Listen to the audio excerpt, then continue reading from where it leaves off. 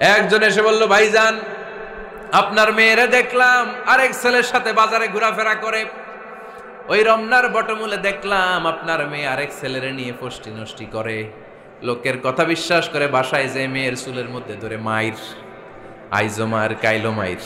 এরকম হইতে পারে না? হয়তো ওই লোক আপনার মেয়ের মতো দেখতে আরেক মেয়েকে দেখছিল। এরকম হয় কিনা সমাজে? একজন এসে বললো, ভাই আপনি এখানে ভাবিরও তো দেখলাম ওই জায়গায় আরেক লোকের সাথে ঘোরাফেরা করতেছে, খবর রাখেন না বাসা? আপনি রেগে মেগে, ঘটনা কি? আমার খেয়ে আমার পরে আরেকজনের সাথে, যে এই বাড়িতে যে মায়ের কোনো কথা নেই। দেখবেন যে ছোট্ট মারামারি থেকে এই ঘটনা অনেক সময় বিচ্ছেদ বা ডিভোর্স পর্যন্ত গড়ায়, ঠিক কিনা? ওই যে শোনা কথায় কান দিচ্ছেন, ফাতাবাইয়ুন, আপনি চেক করেন নাই। হয়তো আপনার স্ত্রীর মতো দেখতে বা আপনার স্ত্রী যে জামা পরে, যে পোশাক পরে, এরকম পোশাক পরে আরেক নারীকে দেখছে, আপনার বউ না এটা। আপনার মেয়ের ব্যাপারে যে তথ্য দিয়েছে এটা সঠিক নয়, সে আপনার মেয়ের মতো আরেকটা মেয়েকে দেখেছে, এসে আপনার কাছে বলে দিছে, আপনি বিশ্বাস করছেন। ভেজাল আছে না নাই? এই ভেজালগুলোকে থামানোর জন্য কোরআনে এই বিধানগুলো নাজিল করেছে কে? তাহলে ফরিদপুরের ভাইয়েরা, সমাজটাকে সুন্দর রাখার তথ্য একটা শুনলেই বিশ্বাস করবেন না। সিলে কান নিয়ে গেছে শুনলেই সিলের পিছনে দৌড়, নাকি? কি করবেন? আগে কানে হাত দিয়ে একটু দেখবো কান দুইটা আছে না নাই, তারপরে চিলের পিছনে দৌড়ানো। তাহলে এখন থেকে আমরা তথ্য একটা শুনলে বিশ্বাস করব। তাহলে কি করবেন? বলতে হবে কি করবেন? যাচাই বাছাই, জাস্টিফিকেশন অফ দ্য নিউজ। কোন নিউজ জাস্টিফিকেশন ছাড়া আমরা প্রচার করব, বিশ্বাস করব, শেয়ার করব না।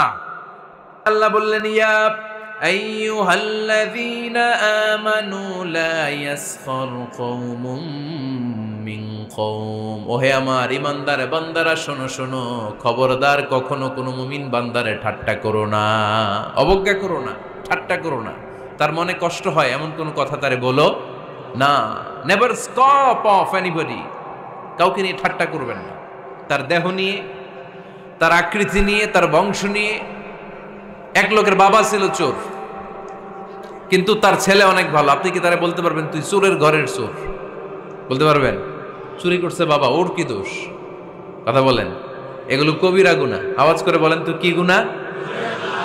কবিরা গুনাহ। কারো আকৃতি নিয়ে, আমার ফরিদপুরের কলিজার টুকরা যুবক ভাইরা, কারো আকৃতি নিয়ে কখনো অবজ্ঞা করবে না, তুচ্ছ জ্ঞান করবে না।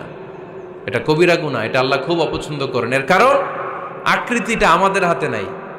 আমাদের কারো নাক লম্বা, কারো খাটো, আমরা কেউ কালো, কেউ সাদা, আমরা কেউ স্মার্ট, কেউ অন্যরকম। তো এই যে আমাদের এক এক ধরনের আকৃতি, এটা কি আমি বানাইছি? আপনি বানাইছেন? দিছে কে? এই জন্য কারো দেহের গঠন নিয়ে যদি আপনি অবজ্ঞা করেন, এটা প্রক্ষান্তরে আপনি স্রষ্টাকে নিয়ে অবজ্ঞা করলেন।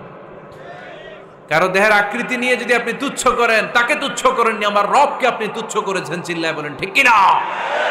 খবরদার, তুই কালু, তুই লম্বু, তুই মোটু, তুই কানা, তুই রোহিঙ্গা, আছে না নাই? ইদানিং ইদানিং এটা খুব চলে। এই রোহিঙ্গা নামটা আছে না? ফরিদপুরে এগুলো ঢুকে নাই না? আমাদের ওইদিকে দেখি কি অবস্থা, কারোর সাথে কেউ লাগলে তুই রোহিঙ্গা। কি আশ্চর্য, এই গালি কবে আসলো? হ্যাঁ, অনেক ধরনের গালি। ঢাকায় আর একটা চলে ফইন্নির ভূত, কি বলে? এই এগুলো আগে শুনি নাই আমরা, রিসেন্ট এগুলো বলা শুরু করছে। ফইন্নির ভূত, রোহিঙ্গা না। এগুলো বলে আপনি কাউকে অবজ্ঞা করতে পারবেন? পারবেন না। খবরদার, এটা কবিরা গুনাহ, এটা ছোট গুনাহ মনে করবেন না। কারণ আকৃতি নিয়ে তুচ্ছ করা যায় না, কারণ আকৃতি দান করেছে কে? হুয়াল্লাযী ইউসাউইরুকুম ফিল আরহামি কাইফা ইয়াশা লা ইলাহা ইল্লা হুয়াল আজিজুল হাকীম। তিনি এমন সত্তা যিনি তোমাদের চেহারার অবয়ব দিয়েছেন, তোমাদের আকৃতি দান করেছেন তখন যখন তোমরা মায়ের পেটের ভেতরে ছোট্ট জোকের মতো ছিলা। মায়ের পেটের ভেতরে আমরা যখন সবাই এত ছোট্ট, তখনই আমাদের চেহারার আকৃতি দিয়েছে কে? কে সুন্দর হব, কে ছেলে হব, কে মেয়ে হব, কে মোটা হব, কে চিকন হব আমার ইচ্ছা হয়েছি? আওয়াজ করে বলতে হবে, কার ইচ্ছায়? প্রত্যেককে যদি আল্লাহ প্রত্যেকের নিজের চেহারা ডিজাইন করতে দিতেন, আল্লাহ যদি বলতেন তোমার চেহারাটা কেমন হবে তুমি ডিজাইন করো, তাহলে আপনি আপনারা কেমন বানাতেন? হ্যাঁ, বলেন, ফরিদপুরের ভাইরা বলেন, সুন্দর করে বানাতেন তাই না? সবচাইতে স্মার্ট, সবচেয়ে সুন্দর করে আমি আমার চেহারাটা বানাতাম, যদি আমাকে ডিজাইন করার সুযোগ দেওয়া হতো। কিন্তু এই সুযোগ তো আল্লাহ দেন নাই। ডিজাইন স্বয়ং করে দিয়েছেন কে? কোন নারীকে যদি আল্লাহ বলতে, এই নারীরা তোমাদের চেহারা কার কেমন লাগবে তোমরা বানাও, প্রত্যেক নারী কি করতো? বিশ্ব সুন্দরী করে নিজেকে বানাতো। খুদ ধরার মতো কোনো জায়গা সে নিজের জন্য রাখতো না, ঠিক কিনা? কিন্তু এটা আল্লাহ দেন নাই। এই আকৃতিটা আমাদেরকে সরাসরি দান করেছেন কে? খবরদার, আমাদের অনেকে বিকলাঙ্গ, আমাদের অনেকের হাত ছোট, পা বড়, দেখতে মোটা, কেউ চিকন কেউ কালো। খবরদার, কারো আকৃতি নিয়ে কখনো কোনো অবজ্ঞার সুরে, ঠাট্টার সুরে কোনো কথা আমরা বলবো না। রাজি আছেন? সবাই রাজি আছেন? আল্লাহ রাসূল সাল্লাল্লাহু আলাইহি ওয়াসাল্লামের এক সাহাবী ছিল, নাম ইবনে মাসউদ রাদিয়াল্লাহু তাআলা আনহু। উনার পায়ের নলা ছিল খুব চিকন, অস্বাভাবিক চিকন, স্বাভাবিক না। তো উনিও এটা ঢেকে রাখতেন, দেখাতেন না কাউকে। একদিন উনি খেজুর পাড়ার জন্য খেজুর গাছে উঠলেন। খেজুর গাছে ওঠার পরে নিচ থেকে সাহাবারা পায়ের চিকন নলা দেখে ফেলছে। দেখে সবাই হাসি, সবাই হেসে কুটি কুটি। বিশ্বনবী বললেন, হেসো না, খবরদার, আমার ইবনে মাসুদের পায়ের চিকন নলা দেখে হেসো না। আমার ইবনে মাসুদের এই পায়ের চিকন নলা যদি মিজানের পাল্লায় উঠিয়ে দেয়া হয়, কিয়ামতের দিন উহুদ পাহাড়ের চেয়েও ভারী হয়ে যাবে। খবরদার, আমার ইবনে মাসুদকে আমার আল্লাহ অনেক পছন্দ করে, তার পা চিকন দেখে তাকে তুচ্ছ করো না। আল্লাহর হাবিব সাল্লাল্লাহু আলাইহি ইসলামের 11 জন স্ত্রীর মধ্য থেকে একজন স্ত্রী ছিলেন একজন স্থূল আকৃতির, অবিসিটি ছিল, একটু মোটা। ওনার নাম ছিল সাফিয়া রাদিয়াল্লাহু তাআলা আনহা। আম্মা জান আয়েশার সাথে একবার সাফিয়ার ঝগড়া। নবীদের বউদের মাঝে মাঝে মাঝে ঝগড়া হতো, তবে সেটা হতো মধুর ঝগড়া। সুবহানাল্লাহ পড়েন। আম্মা জান আয়েশা রাদিয়াল্লাহু তাআলা আনহার বাসায় একদিন বিশ্বনবী বসা ছিলেন। আরেকজন স্ত্রী, বিশ্বনবীর আরেকজন স্ত্রী রান্না করে কিছু খাবার আম্মা জান আয়েশার ঘরে পাঠিয়েছেন। এক দাসী দিয়ে বলল, যাও এটা আয়েশার ঘরে দিয়ে আসো, কারণ নবী আয়েশার ঘরে। আম্মা জান আয়েশা রাদিয়াল্লাহু তাআলা আনহা বললেন, এগুলো কি? ওই দাসী বলে, তরকারি। কে দিছে? অমুক স্ত্রী। কেন দিয়েছে? আমি কি রান্না করতে পারি না? তোমরা রান্না তোমরা খাও। এই কথা বলে পাতিল সহ উড়ায় মারছে চেহারার মধ্যে। এর কারণ ওনারা মানুষ ছিলেন, মানবীয় ব্যাপারগুলো ওনাদের মধ্যেও কাজ করত। আবার এক স্ত্রী ঝোল দিয়ে রান্না করে কিছু খাবার নিয়ে এসেছে। আম্মা জান আয়েশা রেগে মেগে ওই ঝোল নিয়ে ওই স্ত্রীর গালের মধ্যে মেখে দিয়েছেন। বিশ্বনবীর আরেক বউয়ের গালের মধ্যে ওই ঝোল লাগাই দিচ্ছে। এবার ওই স্ত্রী বিশ্বনবীর কাছে যেয়ে বলে, ইয়া রাসূলুল্লাহ, দেখেন আয়েশারে আপনি বেশি আদর করেন তো, দেখেন কি করে আমাদের সাথে। এই যে আমাদের গালের মধ্যে ঝোল মাখাই একেবারে মেকআপ বানাই দিচ্ছে। বিষ্ণু ইসা ইসলাম বললেন, তাই আয়েশাকে ডাকো। আম্মা জান আয়েশা রাদিয়াল্লাহু তাআলা আনহা আসলেন। আল্লাহ রাসূল সাল্লাল্লাহু আলাইহি ওয়াসাল্লাম বললেন, তুমি কি আমার এই স্ত্রীর সাথে এমন আচরণ করেছো? আম্মা জান আয়েশা বললেন, করেছি। কেন? আম্মা জান আয়েশা বললেন, তখন মেজাজটা গরম ছিল, এখন বুঝতে পারতেছি আসলে এই কাজটা করা ঠিক হয় নাই। এবার বিশ্বনবী বিচার করবেন। বিশ্বনবী বললেন, আল কিসাস, যেমন করা হয়েছে বিচার হবে তেমন। তোমার গালে যেমনি ঝোল লাগাই দিছে, তুমি একটু ঝোল নিয়ে আয়েশার গালে লাগাই দাও। সুবহানাল্লাহ পড়বেন না? ওই স্ত্রীও কিছু ঝোল নিয়ে আম্মা জান আয়েশার গালে লাগাই দিল। এখন দুইজনে হাসতেছে, বিশ্বনবীও হাসলেন, আরশের উপর থেকে খুশি হয়ে গেলেন কে? তো স্ত্রীদের মধ্যে মাঝে মাঝে এটা ঘটতো। সাফিয়া রাদিয়াল্লাহু তাআলা আনহা ছিলেন একটু মোটা। আম্মা জান আয়েশা বললেন, ইয়া রাসূলুল্লাহ, দেখেন আপনার মুটি বউ, আপনার মুটকি বউ, এই মুটি বউ বলে একদিন একটা গালির মতো দিয়ে ফেলছে। আল্লাহ রাসূল সাল্লাল্লাহু আলাইহি ওয়াসাল্লাম রেগে গেলেন, বললেন, আয়েশা এটা কেমন কথা তুমি বললা মুটি?